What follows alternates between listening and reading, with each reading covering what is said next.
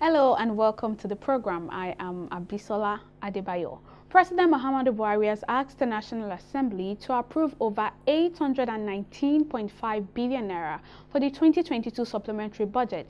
This, according to the president, has become necessary following the after effect of the floods and other challenges in the economy. President Buhari said the budget will be financed with new domestic borrowing, adding that the country decided to explore a supplementary budget because of the impact of flood and the need to complete major roads that are at 85% completion. The president added that if the supplementary budget is approved, it will take a total deficit in 2022 to 8.17 trillion naira. Now, there have been concerns that the federal government continues to obtain new loans from both local and external sources, despite growing debt profile and servicing costs. But there seems to be no end in sight, as there's always a reason to borrow money. Joining me on the program to discuss this further is financial expert Segun Shokpito. Thank you so much for joining us on the program, sir. So let me start by asking, the supplementary budget has been raising, concerns, especially the amount. That's about 819 billion naira, over that amount, and it's less than 20 days to the end of the year. And of course, it's also contributing to the country's debt profile. Do you actually think that this is necessary at this point in time? Well, thanks for having me, first of all, and compliments of the season to you and to Nigerians. Um,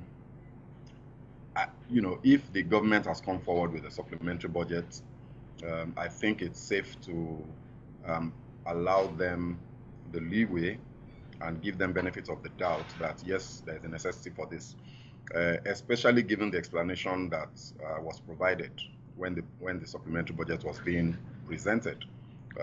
As we would all probably know, the floods happened just about 2 months ago now, sometime in October, and of course, as at that time, the budget process was pretty much completed.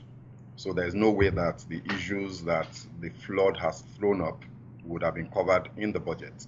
And I think that, generally speaking, when the executive arm of the government responds to crisis situations by spending money extra budgetarily, society tends to complain. The opposition complains, civil society will complain, people go to court. So when they do things like this, I think, if anything, I think they should be commended, at least for going through the process and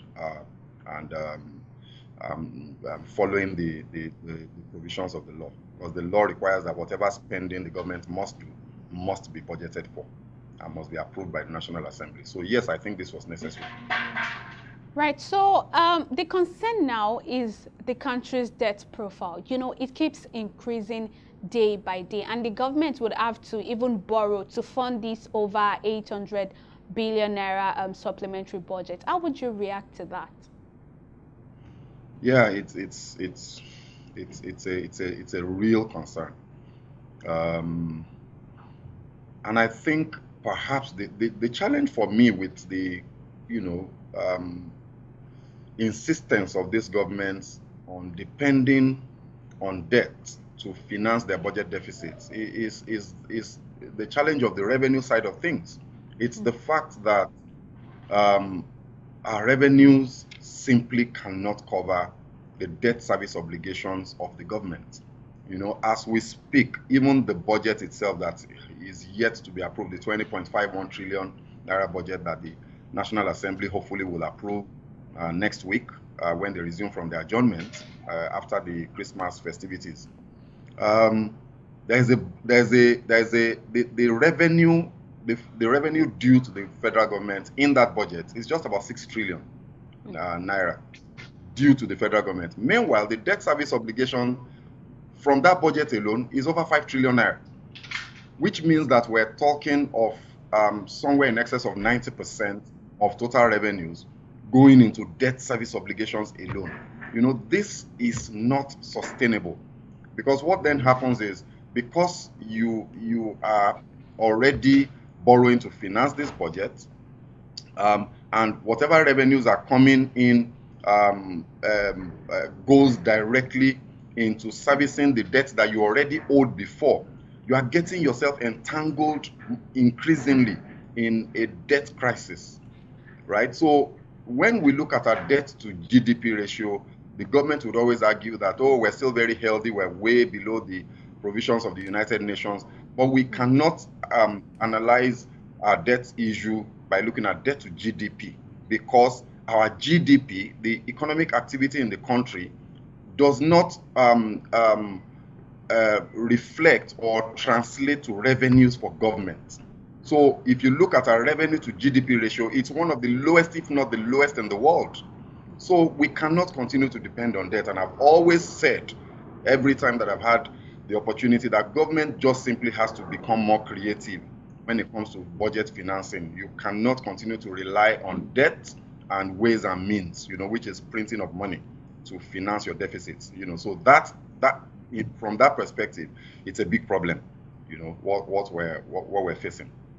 Right. So now, beyond this supplementary budget and debt servicing, from your own point of view, what do you think would have been an alternative line of action for the government to deal with these economic issues, especially providing succor to the citizens that were affected by flood? Right. So the thing to bear in mind, first of all, is to understand and acknowledge that the government needed to react. As soon as the floods happened, the devastation that followed the flood across the entire country, up north, far north, down to, right to the Delta, to Bayelsa, infrastructure was destroyed. Roads, bridges, power infrastructure, communications infrastructure. There was a lot of devastation. Obviously, money will need to be spent to rebuild, to reconstruct all of those things. Money will need to be provided to ensure that the food insecurity implications of the flood are not as bad as they could be. So government needs to react to kind of hopefully alleviate the potential impact of the flood. So yes, this was necessary. And we must also remember or bear in mind that this was not planned, right? So whatever reaction that will come from government will be a reaction. It's not something that they could have foreseen and therefore would have planned ahead to respond to. Therefore, in this particular case, the typical approach that I always propose to government may not work. So in this particular case, I think government may not have had any other alternative but to simply look for however they could have raised the funds to spend on those capital projects that they have sent the supplementary budget for, to address the problems that the floods brought about.